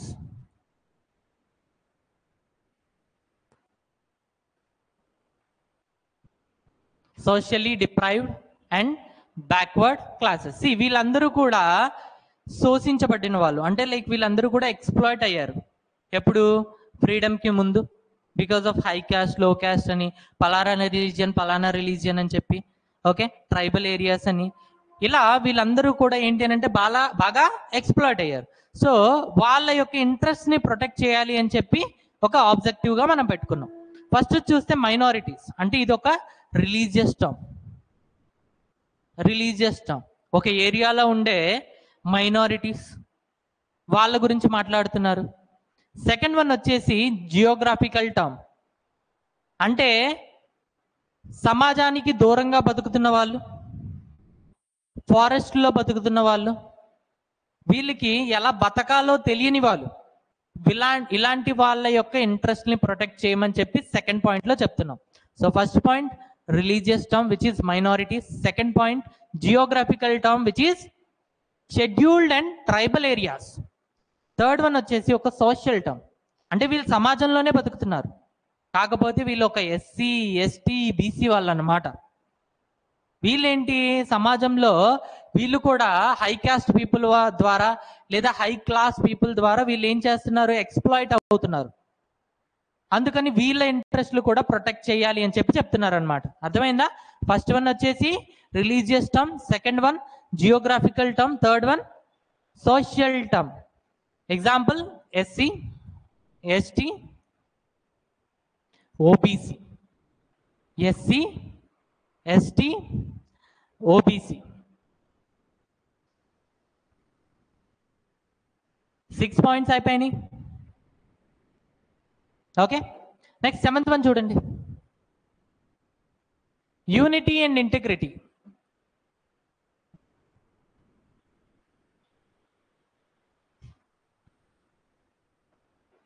Of nation. Already ఉన్న India కాస్త India and Pakistan కింద divide అయిపోయింది. Once మనం India కింద form అయిన తర్వాత ఇది మాత్రం ఎప్పటికీ యునైట్ గానే ఉండాలి, ఫ్యూచర్లో ఎప్పుడు ఈ ఇండియా ఇంకో పాకిస్తాన్గా డివైడ్ అవ్వకూడదు అని చెప్పి వాళ్ళ ముఖ్య ఉద్దేశం కింద పెట్టుకున్నారు. అందుకనే ఆబ్జెక్టివ్ రెజల్యూషన్లో మెన్షన్ చేశారు. సో 7th పాయింట్ ఏంటి? Unity and integrity. Okay, see last point ఏంటి అని అంటే, as a India will always talk about peace, విశ్వశాంతి. So peace, world peace and mankind, ఇది మాట్లాడకపోతే అసలు మనం ఇండియన్సే కాదు. ఇండియన్స్ అంటే ఎప్పుడు కూడా శాంతి శాంతి శాంతి. So last point what they are talking about is world peace. మనం చేసే ప్రతి పని కూడా పీస్ఫుల్గా ఉండాలి, అంతేగాని నువ్వు చేసే పని ద్వారా యుద్ధం రాకూడదు. ఓకే, సో 8th పాయింట్ వచ్చేసి world peace and man kind. వీటిని యూజ్ చేసుకొని మనం అప్పుడప్పుడు మెడిసిన్స్ వేరే దేశాలకు పంపిస్తూ ఉంటాం. కరోనా టైంలో మనం చాలా దేశాలకి మెడిసిన్స్ పంపించాం because of humanity, on the grounds of humanity. దాన్నే మ్యాన్ కైండ్ అంటాం. సో యాజ్ అ ఇండియన్స్ ఖచ్చితంగా మనం మాట్లాడాల్సింది 2 పాయింట్లు, ఒకటి culture, second one world peace. Okay, అందుకనే మనకి పాకిస్తాన్ ఎందుకు నచ్చదు అని అంటే, బికాజ్ అది పాకిస్తాన్ అని కాదు, because they are encouraging terrorism. Terrorism ఉంటే ఎప్పుడు కూడా వరల్డ్ పీస్ రాదండి, అందుకనే మనకి పాకిస్తాన్ నచ్చదు. ఓకే, ఎందుకు అని అంటే మనం ఎంచుకున్న బాట పీస్. సో ఆబ్జెక్టివ్ రిజల్యూషన్స్లో ఈ 8 పాయింట్స్ మెన్షన్ చేసి ఉన్నాయి. ఏంటవి? First one, to make India sovereign independent republic. Second one, areas included in the India, provinces, princely states, other Indian territories, the territories which want to join India voluntarily. Third one vachesi federal state.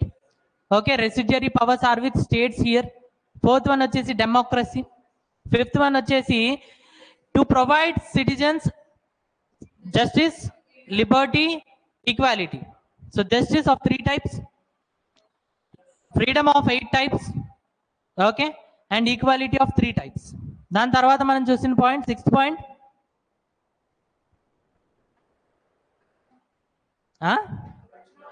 Protection of interest of, ఒకటి religious term minority, second one geographical term scheduled and tribal areas, and third one వచ్చేసి social term which is socially deprived and backward classes, SC, ST, OBC. And the 7th point, unity and integrity. 8th point వచ్చేసి world peace and man kind. So ఇది objective resolution లో రాసుంది. ఇప్పుడు వీళ్ళ ముందు objective resolution రాసుంది, వీళ్ళు first discuss చేస్తారు, ఇవేనా మన ఆబ్జెక్టివ్స్, ఎస్ ఆర్ నో అని. వీళ్ళు డిస్కస్ చేసి దీన్ని పాస్ చేస్తారు ఫస్ట్, దాని తర్వాత కాన్స్టిట్యూషన్ ని తయారు చేయడానికి కూర్చుంటారు. సో ఇంట్రడ్యూస్ చేసింది ఎప్పుడండి? 13th December 1946. ఆ రోజు నుంచి వీళ్ళు కూర్చొని డిస్కస్ చేసి చేసి చేసి చేసి finally constituent assembly passed objective resolution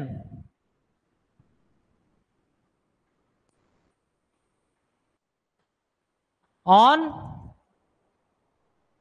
22nd January 1947.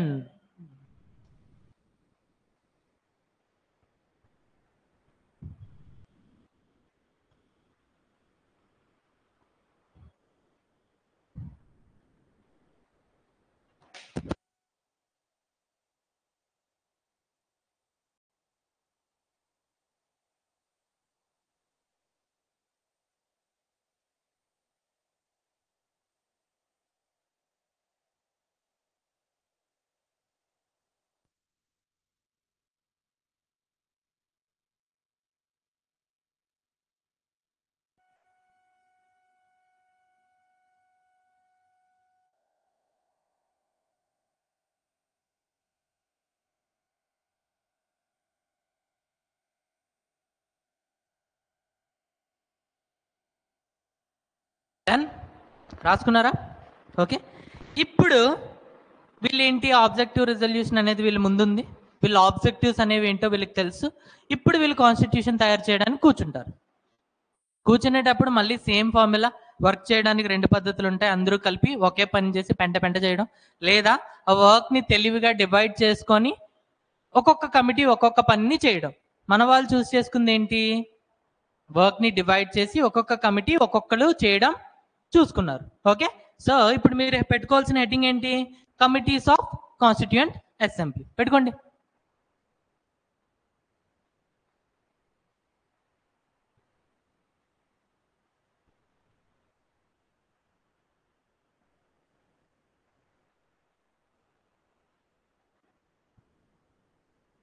Committees of constituent assembly.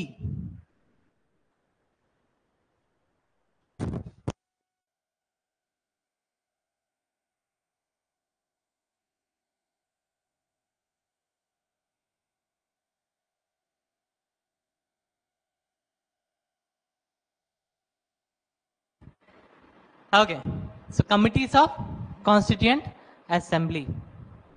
Okay, so వీళ్ళు ఏం చేశారు, వర్క్ని డివైడ్ చేసుకున్నారు, ఒక్కొక్క కమిటీ ఒక్కొక్క పని చేద్దాం అనుకున్నారు. అయితే మీకు ఎగ్జామ్లో వచ్చేసేటప్పటికి ఏ కమిటీ చైర్మన్ ఎవరు అని అడుగుతూ ఉంటారు. సో అది మనకి చాలా ఇంపార్టెంట్ అవుతుంది కాబట్టే మనం చదువుతున్నాం. సో ఫస్ట్ కమిటీ రాసుకోండి, కమిటీ యూనియన్ కాన్స్టిట్యూషన్ కమిటీ అని రాసుకోండి. Union constitution committee, union constitution committee.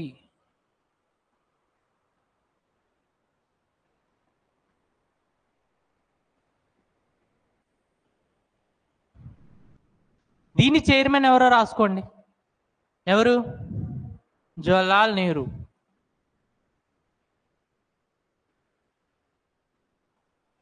Jawaharlal Nehru.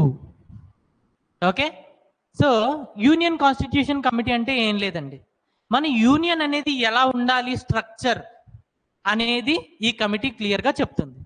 అంటే యూనియన్లో ఎగ్జిక్యూటివ్, లెజిస్లేచర్, జుడిషియరీ, క్యాగ్ కింద డివైడ్ అవుతుంది. ఎగ్జిక్యూటివ్ అనేసేటప్పటికి మనం ఎవరెవరిని చదువుకుంటాం అని అంటే ప్రెసిడెంట్, ప్రైమ్ మినిస్టర్, మినిస్టర్స్, వాళ్ళతో పాటు అటార్నీ జనరల్ ఆఫ్ ఇండియా, వీళ్ళ గురించి చదువుకుంటాం. అలానే లెజిస్లేచర్కి వచ్చేసేటప్పటికి లోక్సభ, రాజ్యసభ ఉంటుంది, ప్రెసిడెంట్ కూడా లెజిస్లేచర్లో ఉంటాడు, speaker, deputy speaker, chairman, deputy chairman, అలానే వాళ్ళ యొక్క మెంబర్స్ అంటే ఎంపీస్ గురించి చదువుకుంటాం. ఓకే, అలానే జుడిషియరీకి వచ్చేసేటప్పటికి సుప్రీం కోర్ట్, అందులో ఉండే జడ్జెస్, అలానే CAG, controller and auditor general of India, వీళ్ళందరినీ మనం చదువుకుంటాం. ఈ స్ట్రక్చర్ అంతా కూడా ఎవరు డిజైన్ చేశారు అని అంటే ఈ కమిటీ. ఎవరు, యూనియన్ కాన్స్టిట్యూషన్ కమిటీ. ఆ కమిటీ యొక్క చైర్మన్ ఎవరు, Jawaharlal Nehru. Okay, so second committee రాసుకోండి, union powers committee. Union powers committee, దీని చైర్మన్ కూడా ఎవరు అని అంటే జవహర్లాల్ నెహ్రూ. దీని చైర్మన్ కూడా ఎవరు, Jawaharlal Nehru. Okay, so union constitution committee అంటే ఏంటో అర్థమైపోయింది మనకు. మరి యూనియన్ పవర్స్ కమిటీ ఏంటి అని అంటే షెడ్యూల్ 7 గుర్తుందా, distribution of powers between union and centre, centre and state. అందులో union list, state list, concurrent list ఉంటుంది కదా.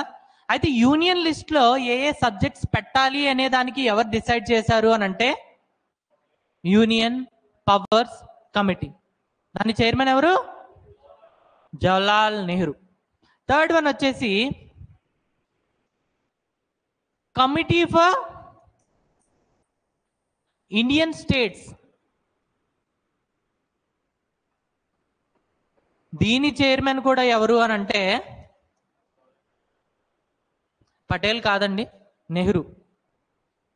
ఇది చాలా కన్ఫ్యూజింగ్ క్వశ్చన్, అందుకని గ్రూప్ 1 లెవెల్లో యూపీఎస్సీ లెవెల్లో అడిగే క్వశ్చన్లు ఇలాంటివే. ఎందుకు అని అంటే కమిటీ ఫర్ ఇండియన్ స్టేట్స్ అంటే కమిటీ ఫర్ ప్రిన్స్లీ స్టేట్స్. వీళ్ళు ఏం చేస్తారు అని అంటే ఎప్పుడైతే మనకి ఇండియన్ ఇండిపెండెన్స్ యాక్ట్ 1947 వచ్చిందో ప్రిన్స్లీ స్టేట్స్కి 3 ఆప్షన్స్ ఉన్నాయి. ఒకటి to join India, to join Pakistan and to be independent. అయితే ఈ కమిటీ ఏం చేస్తుంది అని అంటే ప్రతి ప్రిన్స్లీ స్టేట్ దగ్గరికి వెళ్తుంది, నెగోషియేట్ చేస్తుంది. మా స్టేట్ జాయిన్ అయితే మీకు ఇన్ని అడ్వాంటేజెస్ ఉంటాయని చెప్తుంది. ఫైనల్గా ఎట్టోగట్ట ఆ ప్రిన్స్లీ స్టేట్ని ఇండియాలో కలుపుతుంది. యాక్చువల్గా ఈ వర్క్ చేసింది ఎవరండి? సర్దార్ వల్లభాయ్ పటేల్. బట్ ఈ కమిటీ యొక్క చైర్మన్ ఎవరు? నెహ్రూ. సో ఈ క్వశ్చన్ అడిగితే టక్కుమని పటేల్ అనే పెడతారు, తప్పైపోతుంది. యాక్చువల్గా చైర్మన్ ఎవరు? నెహ్రూ. సో నెహ్రూ 3 కమిటీస్కి చైర్మన్. ఒకటి union constitution committee, second one union powers committee, third one committee for Indian states. Okay, క్లియరా? 3 చెప్పేస్తారా చూడకుండా తర్వాత అడిగితే? ఫైన్. ఫోర్త్ కమిటీ, ఇప్పుడు పటేల్ ఎంటర్ అవుతాడు. ఇందాక మనం చూసింది ఏంటి? Union constitution committee. ఇప్పుడు మనం చూడబోయేది provincial constitution committee. Provincial constitution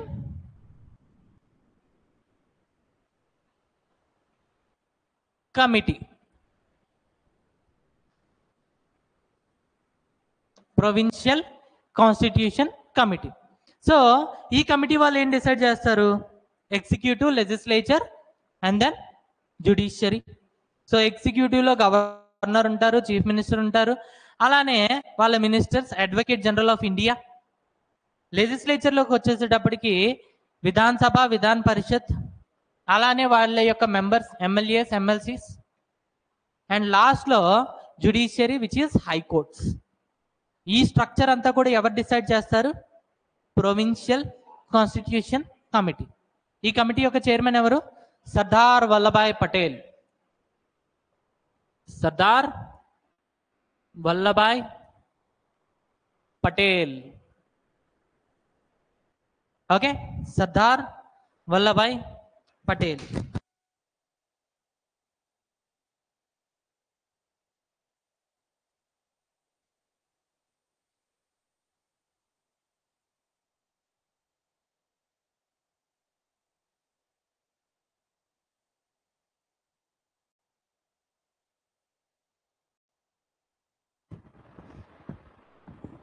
okay, clear? Next Sardar Vallabhbhai Patel ఒక అడ్వైజరీ కమిటీకి కూడా చైర్మన్ కింద చేశారు. అడ్వైజరీ కమిటీ, దీనికి చైర్మన్ కింద చేశారు మన సర్దార్ వల్లభాయ్ పటేల్. అయితే ఈ కమిటీ అనేది అడ్వైజ్ ఇస్తుంది దేని మీద అని అంటే ఫస్ట్ థింగ్ ఫండమెంటల్ రైట్స్ గురించి. ఎఫ్ఆర్స్ అని రాస్తున్నానండి, ఫండమెంటల్ రైట్స్. నెక్స్ట్ మైనారిటీస్ గురించి, మైనారిటీస్ గురించి. Okay, scheduled and tribal areas గురించి,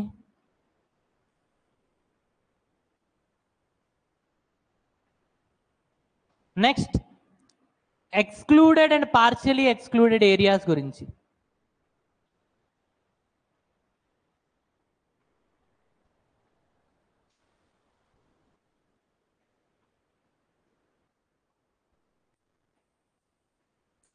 సో ఒక అడ్వైజరీ కమిటీని ఫామ్ చేశారు. ఆ అడ్వైజరీ కమిటీ చైర్మన్ ఎవరండి? పటేల్. ఇతను దేని మీద అడ్వైజ్ ఇస్తారు అని అంటే ఫండమెంటల్ రైట్స్ గురించి, అంటే పార్ట్ 3 ఆఫ్ ఇండియన్ కాన్స్టిట్యూషన్. దాని తర్వాత మైనారిటీస్ గురించి, అందులోనే పార్ట్ 3లో ఆర్టికల్ 29, 30లో ఉంటాయి. షెడ్యూల్డ్ అండ్ ట్రైబల్ ఏరియాస్ గురించి, అలానే excluded and partially excluded areas, schedule 5 and schedule 6 అనమాట ప్రజెంట్ ఇండియన్ కాన్స్టిట్యూషన్లో. వీటి మీద అడ్వైజెస్ ఇస్తారు. సో ఇది ఒక పెద్ద టాస్క్. ఎస్, ఒకే అతను 4 పనులు చేయడం అనేది కొంచెం పెద్ద టాస్క్ అనమాట. అందుకని చెప్పి దీన్ని ఏం చేశారు అని అంటే ఫర్దర్గా సబ్ కమిటీస్ కింద డివైడ్ చేశారు. Okay, so first sub committee వచ్చేసి కమిటీ ఫర్ ఫండమెంటల్ రైట్స్, దీని చైర్మన్ ఎవరు అని అంటే జేబి కృప్లాని. ఇందాక మీరు చూసింది ఆచార్య కృప్లాని, ఇది జేబి కృప్లాని. సి మనకి ఒకప్పుడు యూపీఎస్సీలో కూడా అడిగిన క్వశ్చనే. 1947లో మనకి ఇండిపెండెన్స్ వచ్చే టైంకి కాంగ్రెస్ యొక్క ప్రెసిడెంట్ ఎవరు? జేబి కృప్లాని. ఓకే, జవహర్లాల్ నెహ్రూ కాదండి, జేబి కృప్లాని. ఓకే, ఒకప్పుడు అడిగేవాళ్ళు, ఇప్పుడు constable level question. So president of Congress ఎప్పుడండి?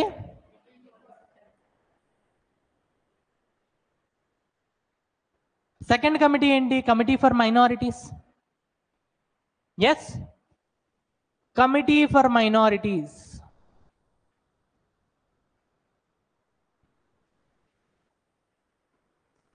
దీని చైర్మన్ ఎవరు అని అంటే HC Mukherjee.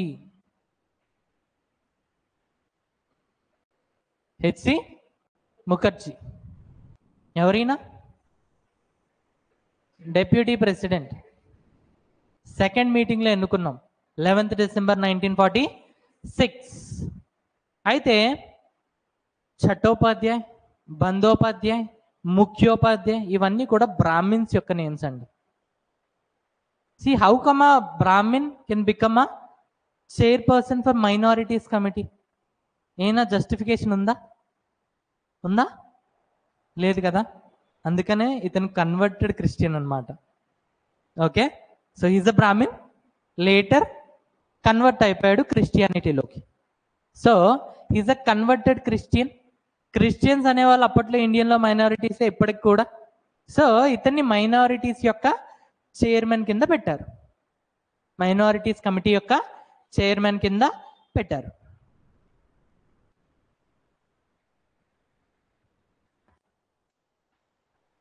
Third one, scheduled and tribal areas.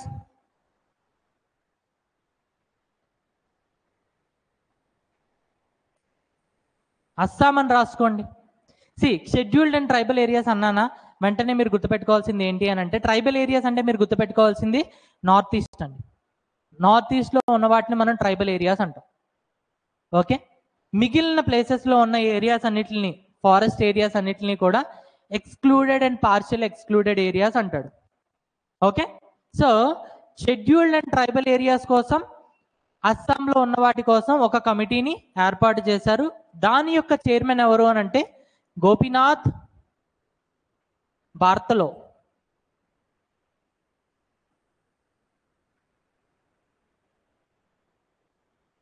Gopinath బార్తలో, Gopinath బార్తలో. ఇంకా మిగిలిపోయింది ఏంటి? Excluded and partially excluded areas అంటే అదర్ దెన్ అస్సాం, అంతేనా? Excluded and partially excluded.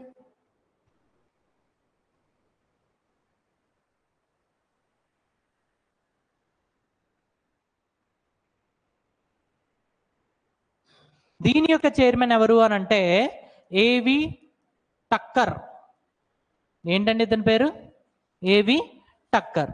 Other then Assam అని రాసుకోండి.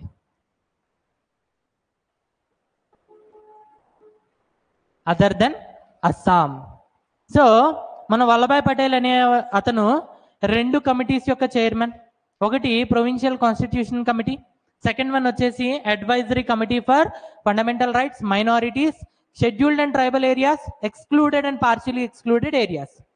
అయితే ఫండమెంటల్ రైట్స్కి ఎవరు, సబ్ కమిటీకి ఎవరు చైర్మన్ అని అంటే జేబి కృప్లాని, మైనారిటీస్ దానికి H C Mukherjee, scheduled and tribal areas దానికి Gopinath Bardoloi, and excluded and partially excluded ఏరియాస్కి ఏవి టక్కర్.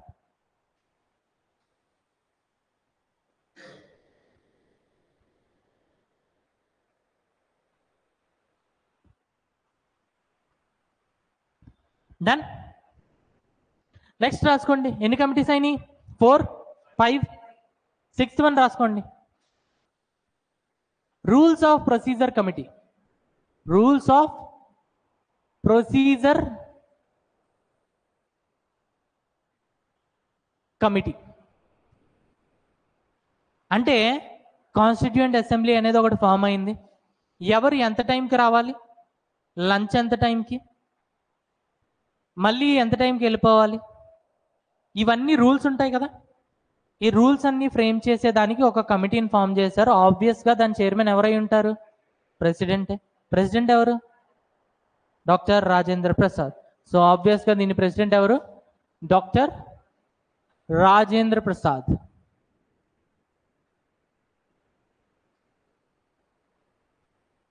ఓకే. అలానే రాజేంద్ర ప్రసాద్ ఇంకొక కమిటీకి హెడ్ అండి. ఎడ్హాక్ కమిటీ, అది అంటే టెంపరీ కమిటీ అన్నమాట. ఎడ్హాక్ కమిటీ ఫర్ నేషనల్ ఫ్లాగ్. మన 3 రంగుల జెండా ఉంది కదా, అది ఎన్నుకోవడానికి ఒక కమిటీని నియమించారు. ఆ కమిటీ యొక్క హెడ్ కూడా ఎవరు అని అంటే డాక్టర్ రాజేంద్ర ప్రసాద్ గారు. డాక్టర్ రాజేంద్ర ప్రసాద్ గారు.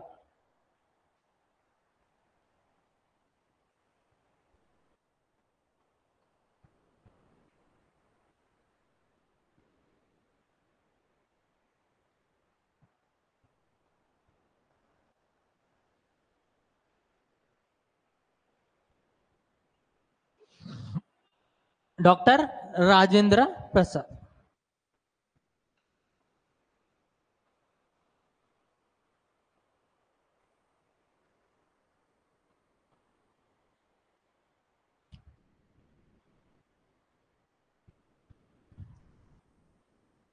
నెక్స్ట్ ఇతను రూల్స్ పెట్టాడు.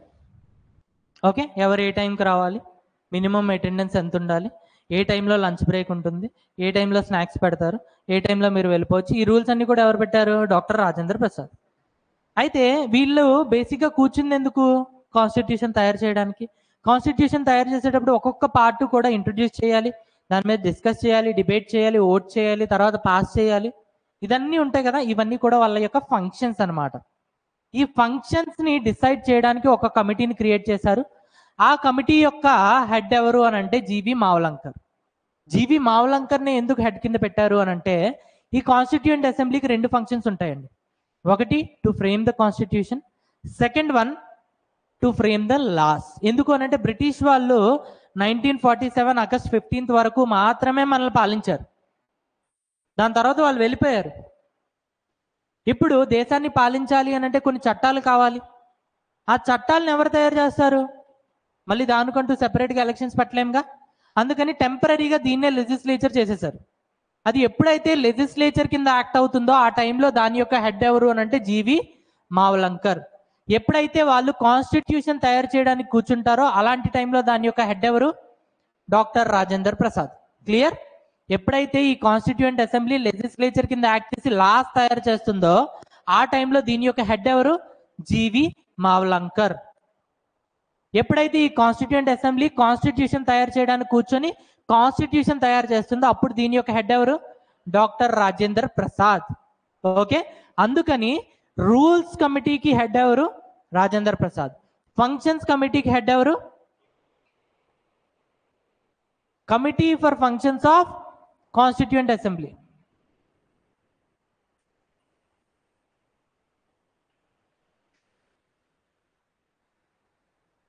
ఎవరండి? జీవి మావలంకర్. ఫస్ట్ స్పీకర్ కూడా ఇతనేనండి. ఓకే, ఫస్ట్ స్పీకర్ అనేవాడు యాక్చువల్లీ ఫెడ్రిక్ వైట్. ఎప్పుడైనా మీకు ఫస్ట్ స్పీకర్ ఆఫ్ ఇండియా అని అడిగితే Frederick Whyte. First Indian speaker అడిగితే విఠల్ భాయ్ పటేల్.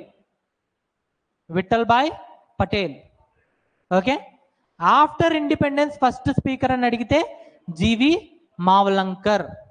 ఓకే, సో బ్రాకెట్లో రాసుకోండి స్పీకర్.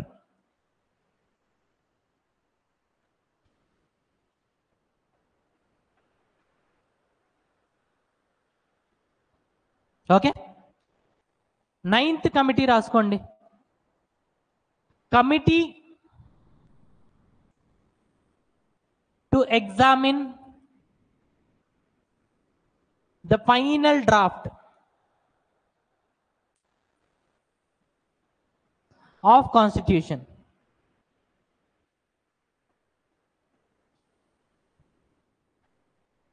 కృష్ణస్వామి అయ్యర్.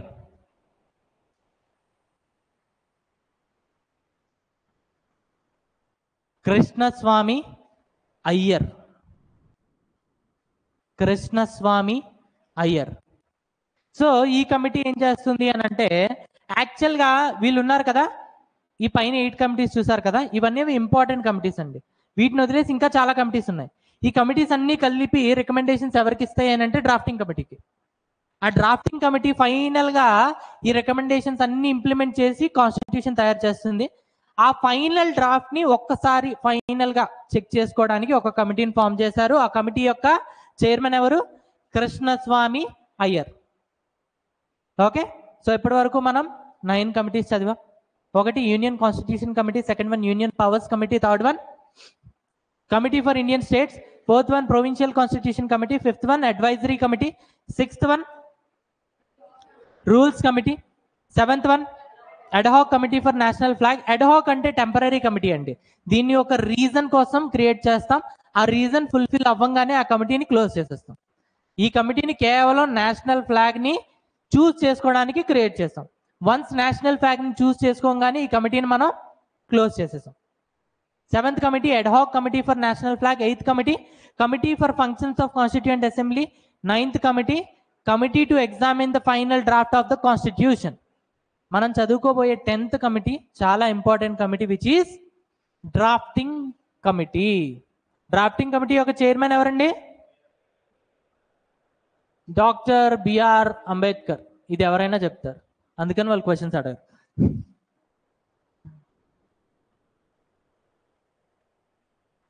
అప్పుడు వాళ్ళు అడిగే క్వశ్చన్ ఏంటి అని అంటే, ఇది అంత ఇంపార్టెంట్ కమిటీగా, అప్పుడు దీంట్లో మెంబర్స్ ఎవరు అని అడుగుతారు. అందుకని ఈ కమిటీలో ఉన్న ప్రతి ఒక్క మెంబర్ పేరు కూడా మనం తెలుసుకోవాలి. సో ఎంతమంది మెంబర్స్ ఉండేవాళ్ళు అని అంటే 6 మెంబర్స్. అన్ని 6. ఎవరో చూడండి. ఫస్ట్ వన్ వచ్చేసి గోపాలస్వామి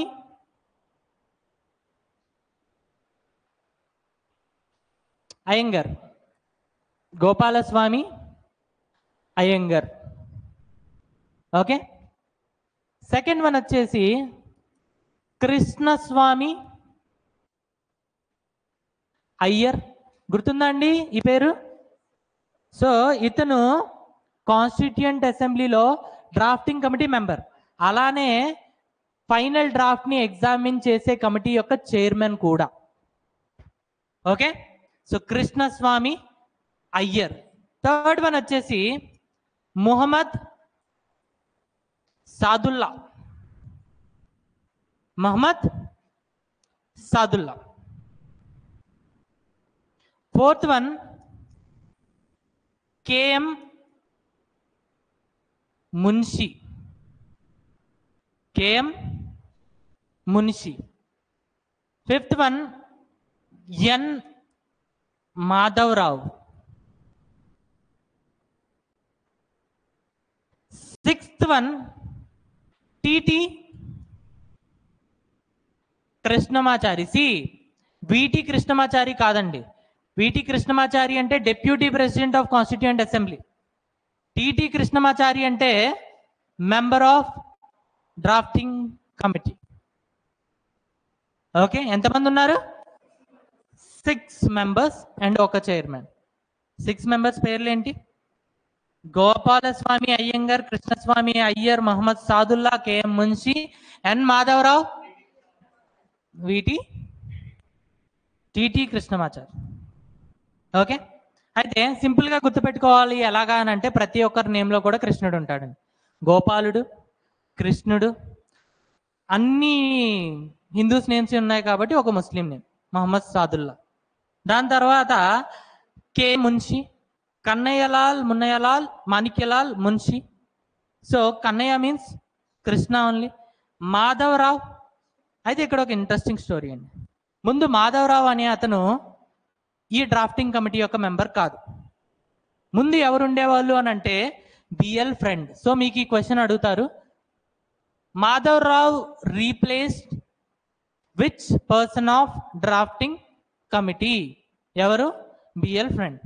అయితే దేవుడు ఇతనికి చెప్పాడు అనమాట, బిఎల్ ఫ్రెండ్, నీ పేరులో కృష్ణుడు లేడు, ఖచ్చితంగా నువ్వు కాన్స్టిట్యూయెంట్ అసెంబ్లీ నుంచి బయటికి వెళ్ళిపో అని. వాడు వినలా. అందుకని చెప్పి హెల్త్ అనేది బాగా డిగ్రేడ్ అయిపోయింది. ఫైనల్గా కాన్స్టిట్యూయెంట్ అసెంబ్లీలోకి అడుగు పెట్టకుండా అయిపోయాడు. సో హెల్త్ రీజన్స్ ద్వారా వాళ్ళ ఈయన ఏం చేశాడు అంటే రిజిగ్నేషన్ పెట్టాడు. సో రిజిగ్నేషన్ యాక్సెప్ట్ చేసి అతని ప్లేస్లో కృష్ణుడిని, మాధవరావుని తీసుకున్నారు. ఓకే, దాని తర్వాత ఇతను కూడా ఒరిజినల్గా డ్రాఫ్టింగ్ కమిటీ మెంబర్ కాదు. ఓకే, ఎవరు ఉండేవాళ్ళు అని అంటే డిపి కేతాన్, రాజస్థాన్ అండి ఇతనిది. డిపి కేతాన్. ఇతను కూడా చెప్పారు, నీ పేరులో కూడా కృష్ణుడు లేడు, సో నువ్వు ఖచ్చితంగా డ్రాఫ్టింగ్ కమిటీ నుంచి బయటికి వెళ్ళిపోవాలి అని. ఇతను వినలా, హెల్త్ డిగ్రేడ్ అయింది, అయినా కూడా నేను వస్తానని చెప్పి కాన్స్టిట్యూయెంట్ అసెంబ్లీకి వచ్చేసాడు. ఫైనల్గా దేవుడు ఏం చేశాడంటే ఇతను చంపేశాడు. So he died. ఎప్పుడైతే అతను చనిపోయాడో అప్పుడు T T Krishnamachari replaced D P Khaitan. D P Khaitan అనే అతను చాలా ఫేమస్ అండి. కేతాన్ సన్స్ ఫ్యాన్లు కానీ, కుక్కర్లు కానీ, స్టీల్ పొయ్యిలు కానీ, ఇవన్నీ చూస్తారా కేతాన్ అండ్ సన్స్ అని, ఆ బ్రాండ్ ఇతందే. డిపి కేతాన్, రాజస్థాన్ నుంచి. మీకు ఎప్పుడైనా ఒక స్టీల్ స్టవ్ చూస్తే ఫస్ట్ గుర్తుకు రావాల్సింది కేతాన్ అండ్ సన్స్ బ్రాండ్. ఇప్పటికీ కూడా మంచి ట్రస్టెడ్ బ్రాండ్. అది ఎవరి ద్వారా వచ్చింది అని అంటే ఇతనే, D P Khaitan is from Rajasthan. So మీకు డ్రాఫ్టింగ్ కమిటీలోని ఎవరైతే మెంబర్స్ ఉన్నారు అని తెలియాలి అని అంటే పేరులో కృష్ణుడిని ఎదుర్కోవాలి. ఒకరు మాత్రం మహమ్మద్ సాదుల్లా, ఇద్దరు పేర్లలో కృష్ణుడు లేడు కాబట్టి వాళ్ళని కమిటీ నుంచి బయటికి పంపించేశారు. అతను ఎవరు అని అంటే B L Friend. Second one D P Khaitan. Okay, so వీళ్ళు మన కాన్స్టిట్యూయెంట్ అసెంబ్లీలో డ్రాఫ్టింగ్ కమిటీ యొక్క మెంబర్స్. ఓకే, సో ఇవి 10 ఇంపార్టెంట్ కమిటీస్. రేపు మిగిలింది చూద్దాం. ఓకే, సో ఇవాళకి ఇంతే. కమిటీస్ ఒకసారి అన్ని బై హార్ట్ చేయండి. రేపు వచ్చినాక ఒకసారి రివిజన్ చేసుకొని రిమైనింగ్ పార్ట్ కంటిన్యూ చేద్దాం. Okay, thanks a lot guys. Will meet you tomorrow.